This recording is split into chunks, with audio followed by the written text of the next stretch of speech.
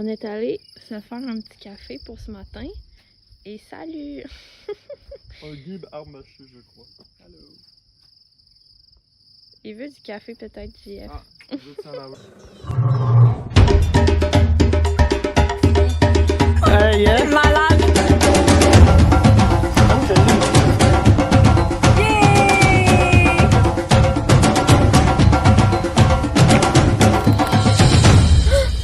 Démarre! Kruger est le plus grand parc national d'Afrique du Sud. On y retrouve une grande variété d'habitats, de la savane à la forêt, en passant par un vaste réseau de rivières. Le parc abrite aussi une multitude d'espèces animales et végétales. Les premiers rayons de soleil nous révèlent déjà la beauté des paysages.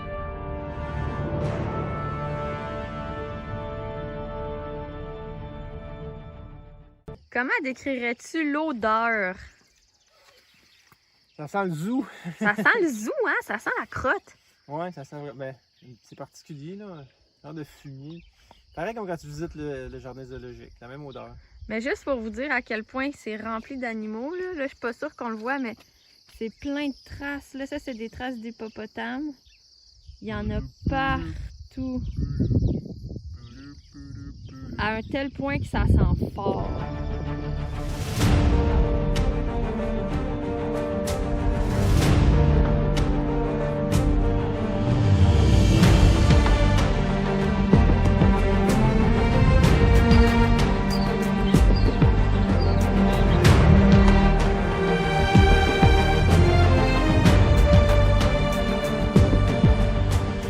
Un obstacle de taille.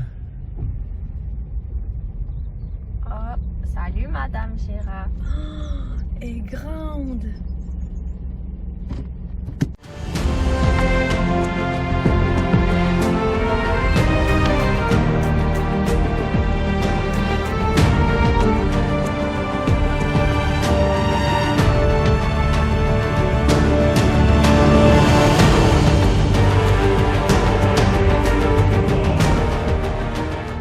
La journée est à peine commencée et tous ces animaux spectaculaires. On se sent vraiment privilégié. Certains animaux nous sont devenus très familiers étant donné qu'on les observait à chaque jour. Parmi ceux-ci, le rôlier d'Europe, un bel oiseau en grande partie bleu mais avec le dos brun. C'est un visiteur d'été dans la savane. Il y avait aussi les francolins, des oiseaux terrestres dans la même famille que les perdrix, les cailles et les faisans. En bordure des chemins, on les voyait régulièrement et ceux-ci avaient des choses à se dire, faut croire.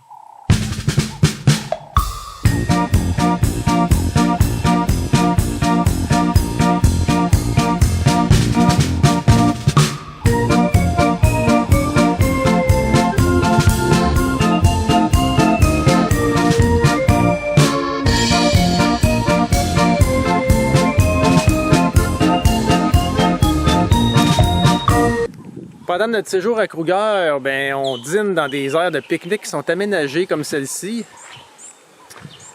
On nous avertit par contre qu'il n'y a pas de clôture, donc il peut y avoir des animaux, des lions, des léopards, des rhinocéros, plein d'animaux. Faut faire attention. Puis vous nous connaissez, nous, on pique-nique ici, mais on fait d'autres choses aussi. On cherche pour des animaux, comme des lézards ou autres.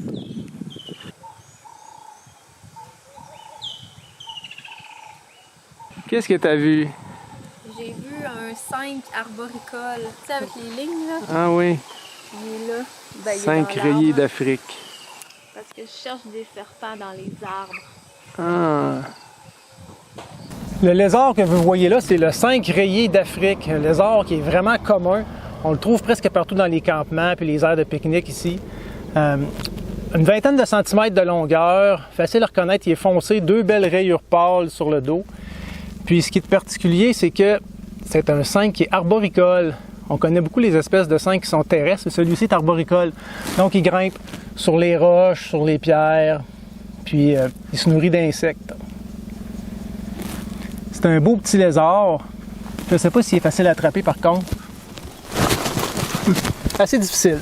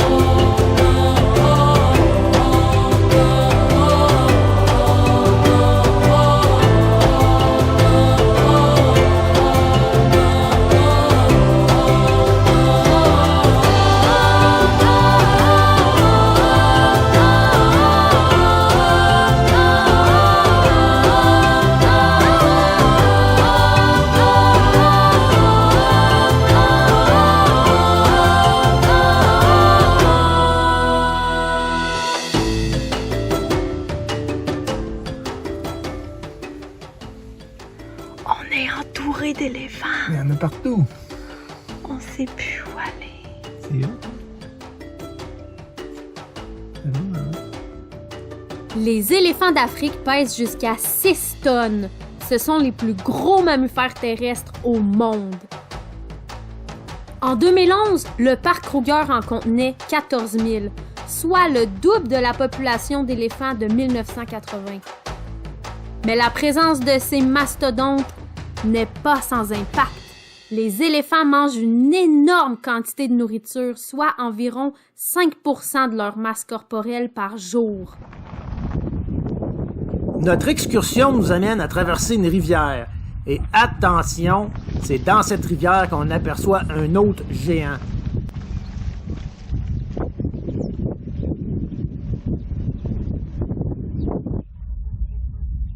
Il s'agit de l'hippopotame, qui peut peser de 2 à 3 tonnes à l'âge adulte.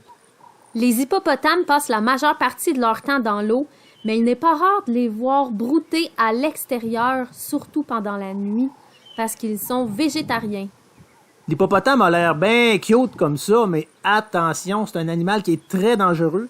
D'ailleurs, c'est l'animal qui cause le plus de décès humains en Afrique.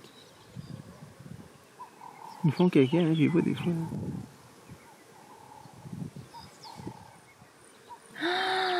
La bouche. Tu vois? Oui, Oh my god. la grosse bouche d'hippopotame. Oh, t'as des beaux yeux bleus, toi? Ah! On voit des belles choses.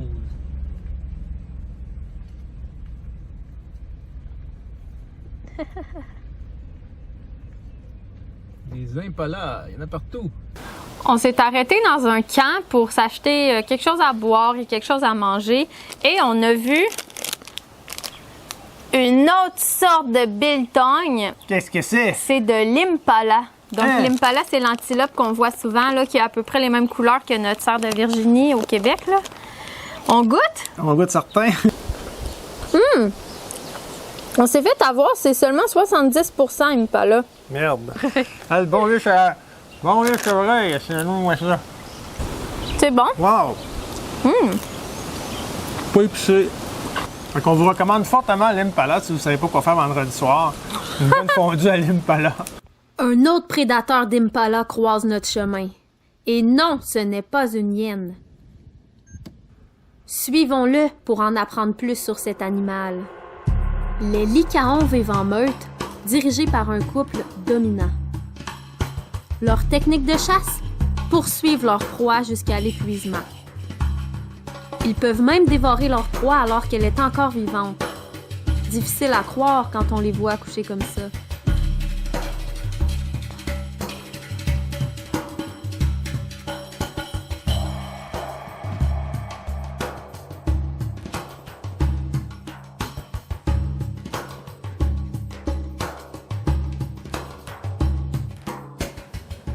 Notre journée se poursuit avec l'observation de plusieurs zèbres comme ce bébé et de plusieurs impalas, comme celui-ci qui est un peu impoli.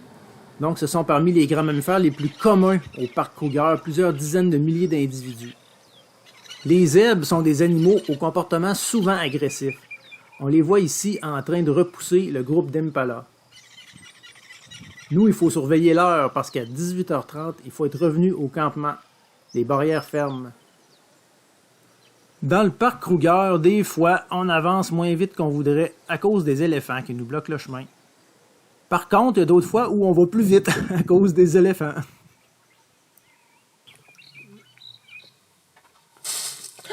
Démarre!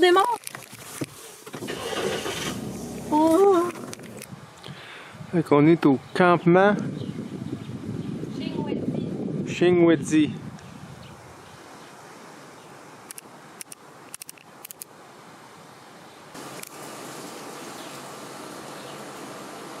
Toi, mon petit, avec le bec que t'es. Fait que nous, on campe là. Puis, ben, en fait, c'est toutes des petites habitations comme ça à louer. Il y en a qui font du camping ici avec des tentes. Le site est complètement clôturé parce que on est en plein milieu du parc national de Kruger. Fait que c'est pour pas que les animaux puisse entrer, hein, particulièrement les animaux dangereux. Donc, voici donc cette clôture. Électrique, bien sûr. Petite tournée de nuit, vous savez, c'est notre classique. Première chose qu'on voit, un serpent mort. T'es sûr qu'il fait pas semblant d'être mort? Non, il y a la gueule ouverte, on dirait qu'il y a du sable dedans. C'est quoi? C'est un serpent mangeur d'œufs. Ouais. Donc ça, c'est le serpent mangeur d'œufs. Très beau petit serpent spécialisé pour manger des œufs. Fait qu'il y a des marques en V sur la tête, sur le corps, avec un peu de taches au travers. Les écailles sont fortement carénées. Sa pupille est verticale.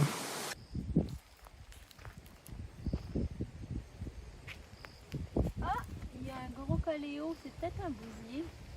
Mais il a l'air mort. C'est quoi?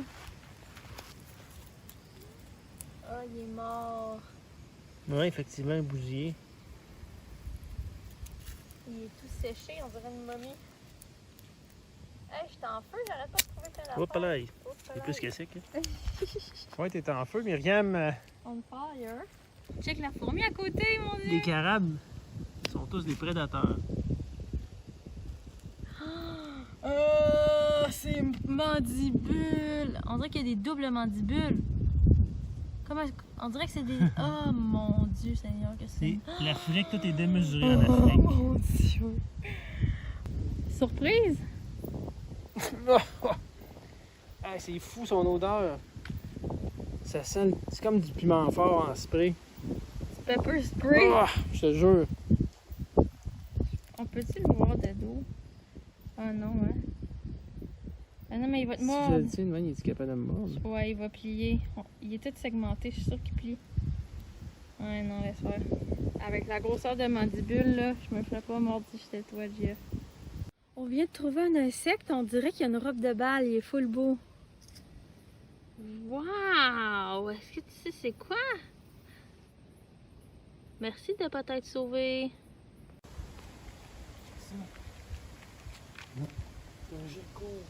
Il est gros pour un gecko?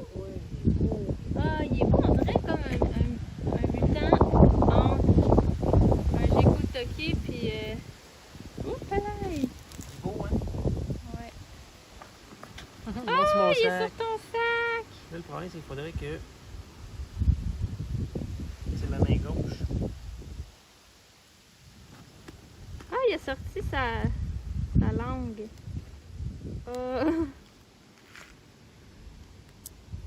Il va te mordre. Ah, il est beau. Hein? On le lâche. Je vais le coucher, là. Je veux voir sa petite langue, sa face. Bon, voilà la face. On dirait qu'il sourit. Tu peux le lâcher. Hop là. Ça vient me voir. Bye bye. Oh, il est là. Bye bye. Puis, c'est hot, hein? Très hot. Regarde, avant que je vais toucher, tu vas voir comment c'est mis. Check bien ça.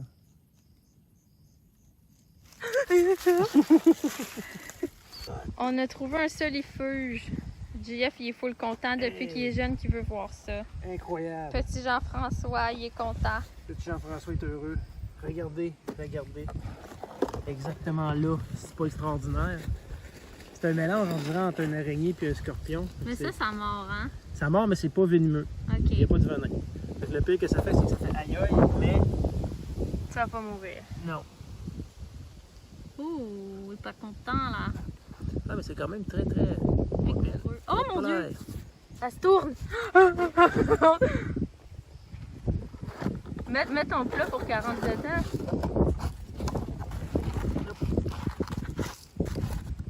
Ouais. Parfait. Oh Ça mon va. dieu, ça c'était un coup de maître. Ouais, maître Jedi. Ça c'est pour toutes les lézards que t'as manqué. On va couper ce bout-là. Et quelle découverte que ce solifuge, un arachnide apparenté aux araignées et aux scorpions, mais dans un ordre différent. Les solifuges ont un corps mou et une grosse tête munie de chélicères très bien développés au bout desquels il y a pas des crochets comme chez les araignées, mais plutôt des pinces comme chez les scorpions. Donc ce sont des animaux prédateurs qui se nourrissent d'à peu près tout ce qu'ils peuvent capturer qui est de leur taille ou plus petit. Donc ils sont très rapides et surtout nocturnes. D'ailleurs le nom solifuge veut littéralement dire qu'ils fuient le soleil. Les solifuges ont 4 paires de pattes, même si en apparence on dirait qu'ils en ont 5. La première paire n'est pas une paire de pattes, ce sont des pédipalpes, des organes qui servent au toucher. Et quand les solifuges se déplacent, bien, regardez comme il faut, vous allez voir, les pédipalpes ne touchent pas le sol. Malgré leur apparence terrifiante, les solifuges ne sont pas venimeux, donc inoffensifs pour l'humain, mais les plus grosses espèces peuvent quand même mordre. Ce que j'ai testé, mais non, ça faisait pas mal. Trop petit celui-là. Quelle belle découverte pour terminer cette journée et cette soirée mémorable. On va bien dormir ce soir et demain on va être en forme pour notre seconde pleine journée au Parc national Kruger.